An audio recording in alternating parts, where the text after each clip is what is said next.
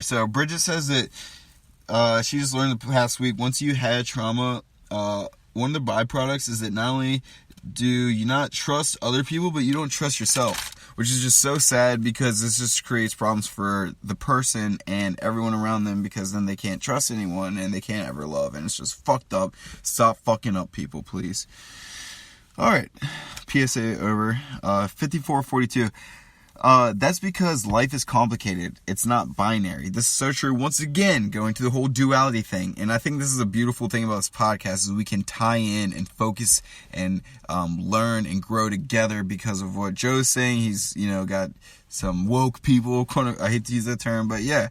So this is just the whole, we learn through this. We get gems of knowledge, and life is complicated. It's not binary. It's duality. It's a mix of in between. So 5616, Bridget was saying how sexuality is so complicated. It's everything. It's shame and fear and intimacy and love. She didn't say hate, but I'm sure there is some of that, or anger. There's some of that in there in sex. Sex really is a little bit of everything. You really can't put it down to just one thing. That's why they say there's different types of, you got making love, you got having sex, and fucking. Baby. And that's just for starters. Be cool. 5808, body language. I think they started talking about body language. It's such an important thing, and it's underutilized tool for people. People aren't using body language enough as a tool to read other people in social situations. They're not conscious. They're thinking more of insecurities of themselves, or they're thinking about football rather than looking at body language and noticing other people's insecurities. They're just focusing on themselves. 5817. Joe's talking about how people who want it's just people want compliance, once again.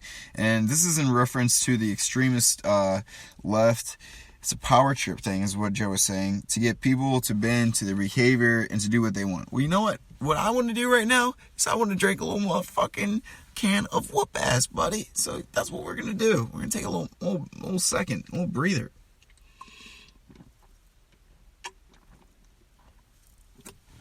How about that? I feel like Kurt Angle right now. Star Spangled Banner. Huh? What? Alright, so, oh god, we're running out of time. How much time do we have? 12 minutes. Jeez Louise, lemon squeeze. Holy crap. So, yeah. Alright, so 1 hour, 27 minutes. Joe was saying how the word retarded has nothing to do with the disease. Now, guys. Retarded isn't a disease, right? Right? Am I right? Thank you. Thank you very much. Oh, thank you. Alright, have a seat. Sit down, chubby bitch. Alright, so Joe was saying that the word retarded has nothing to do with the disease. Joe, retardation isn't a disease. It's not just you're retarded, you call it the retard. No, I don't think that's how it works, Joe. Jesus Christ. Oh my God, what is going on? Oh, so then basically they started talking about Dave Chappelle's special, which, if you haven't seen it on Netflix, his newest special, it's fucking super offensive, funny, and dark. And he offends everyone, and it's hilarious. He offends, the left, so you guys should really check it out. It's not even just the left. So, also, don't get me wrong, I'm not just, anti-left. The conservatives do a lot of stupid shit, too, but they don't talk about that on this episode, so I'm not gonna get into that right now, because I'm running out of time. I gotta listen 10 minutes. Understand? Capiche? Alright? So, Rotten Tomatoes rated the Chappelle special, 0%, okay? That's what they were talking about. And the public voted it 100%. So that's just a reflection of how the media kind of has this bias. They do have a bias. And people just want you to control you and think a certain way. No, it wasn't funny. But then the public rated it 100%. So it's just the left can be so hypocritical, controlling, and douchey. It's kind of the whole narrative of what has been discussed so far to this point by Joe and Bridget from what I've gathered.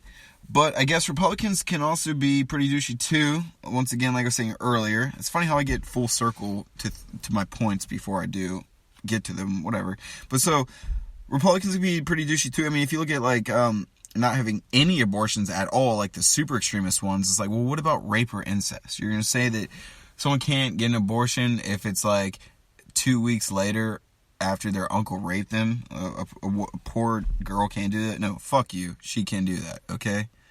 That's, maybe, I don't know, dude, even 9 months, I was going to say 9 months or 8 months, but it's like, in the case of an uncle, I don't know. We're running out of time. We're running out of time, okay? Also about gay marriage, I guess, I don't want it to be like where, like in Hollywood, where it's like everything is just like overly gay. Like, and I don't mean, I'm not in an offensive way, but I mean everything is literally to make it, you gotta take some dick or suck some dick in Hollywood. And it's not even a joke. It's just a well-known fact. It should be in the Britannica Encyclopedia of Knowledge. It should be in the history books. It should be in our schools books. In the early from 1900 to the late 2000s, if you wanted to make it in Hollywood, you needed to suck some dick. I mean, seriously though, alright, so I'm getting off track again, but yeah, Republicans can be kind of douchey too, like, no, we don't want these queers getting married, like, no, okay, so yeah, they can be douchey too, it's not just all liberals, you get that, so, oh god, well, man, so, Bridget was talking about Chappelle's special and how it went against the less tenets, so Chappelle's special was not a double standard. It makes fun of all. And she was saying, why are we responsible for everyone's feelings? It's not that people are making... It's not... Okay, so she was saying, why are we responsible for everyone's feelings? But it's not even that people really actually care about everyone's feelings. It's that people just have access to voicing their own opinion. And, oh my god, guys, there is no way we're going to get this all done. Alright, so Joe was talking about how he will rebel...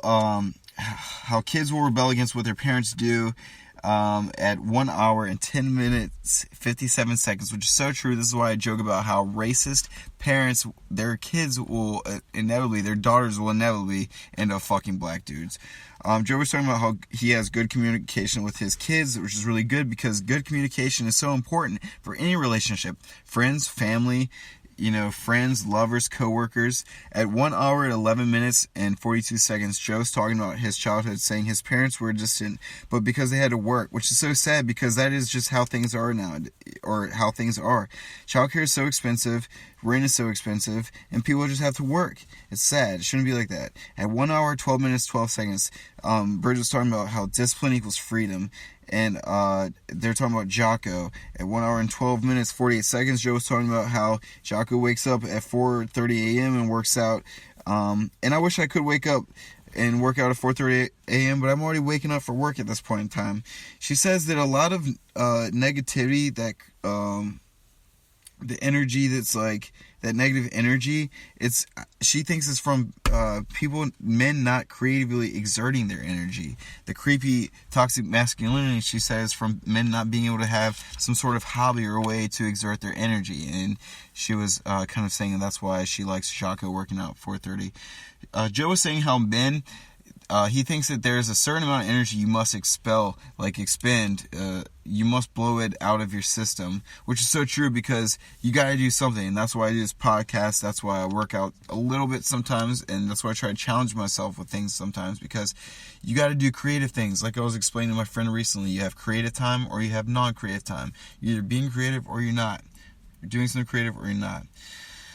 I don't think some women understand how strong the primal urges are for a man, to have sex. The penis has a brain of its own, honestly. Like, it really does. It's just, when you get a boner, it's really hard to focus on anything else. It's almost painful. We almost serve our penises. Like, we serve our dicks. Like, for porn or relationships, we serve to please it. At 1 hour, 14 minutes, 17 seconds, they're talking about this culture war. There's really not a space for men. Joe was saying that the only space is podcast, which is so true, because that's like, for example, we can talk about anything until it's used against you, because no one tells you what to do. It's not like the TV. It's not like Hollywood. She says that Joe was giving men a voice responsibly. He's not taking advantage of his power. And it's just crazy when you think about like erectile dysfunction or baldness, or just things that men have to go through, like, be the man and just not talk about their feelings and not whine. No one cares about how men feel.